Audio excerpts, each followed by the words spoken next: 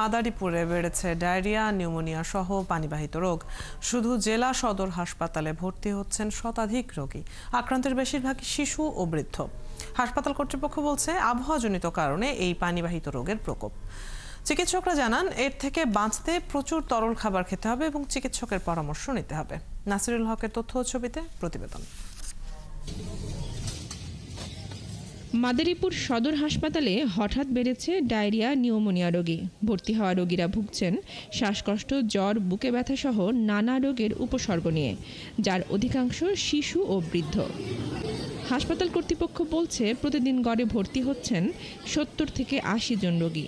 রোগীদের চাপ সামলাতে হিমশিম খাচ্ছে হাসপাতালের নার্স ও ডাক্তাররা। রোগ প্রতিরোধে বেশি করে তরল খাওয়ার পাশাপাশি পরিষ্কার পরিচ্ছন্ন থাকার পরামর্শ দিয়েছে স্বাস্থ্য বিভাগ।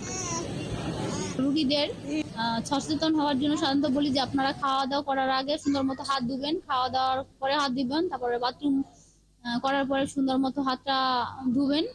আর বাড়িতে যতটুকু পারেন আপনারা সাধ্যমতো পরিষ্কার পরিচ্ছন্ন বাচ্চাদেরকে এবং আপনারাও পরিষ্কার থাকবেন। রোগীর স্বজনরা বলছেন, রোগী বেড়ে যাওয়ায় চিকিৎসা ব্যাহত হলেও এখন পর্যন্ত ওষুধের সংকট নেই। আমার ছেলে অসুস্থ, ঔষধপাতি সবকিছু বাইরে থেকে আনা লাগে, শুধু স্যালাইন দেয়, এই জায়গাতে খাবার স্যালাইন। 1 সপ্তাহের জন্য ইনজেকশন দিছে, আবার ভর্তি আছি, কিন্তু যে এর ভিতরে আবার ডায়রিয়া হয়ে গেছে, এখন ডায়রিয়া ওয়ার্ডে আছে। সুযোগ সুবিধা বলতে পাইছি খালি ফ্যানের বাতাস আর সিট, বেড, এটুকুই। 18 তারিখ থেকে এলো বাবু অসুস্থ, এর থেকে এই আসার পরে এখন হালকা একটু সুস্থ হয়েছে। গতকালকে শুক্রবার বন্ধ, ওই হিসাবে ওই জরুরি বিভাগের থেকে যতটুকু সাজেশন দিছে ওটুকুই পাওয়া গেছে। আবহাওয়াজনিত কারণে পানিবাহিত রোগীর চাপ বেড়েছে জানিয়ে শিশু ও বয়স্কদের প্রতি বেশি যত্নবান হওয়ার পরামর্শ হাসপাতালের চিকিৎসকের। পানি দূষণের কারণে হতে পারে, তো প্রধানত আমাদের আবহাওয়াগত গরম বা উষ্ণতার কারণে পেটে অসুখ। আমাদের পরামর্শ হচ্ছে এই সময় তারা যেন কোনো পচাবাসি খাবার না খায় বড়রা, আর ছোটদের ক্ষেত্রে সাবধান থাকতে হবে। ঘেমে যেন তাদের বুকে পেটে কোথাও ঘাম জমে না যায়।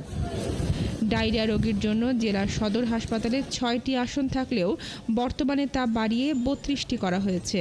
কিন্তু বর্তমানে হাসপাতালে চিকিৎসা নিচ্ছে 100-এরও বেশি রোগী। বনশ্রী হালদার, 71।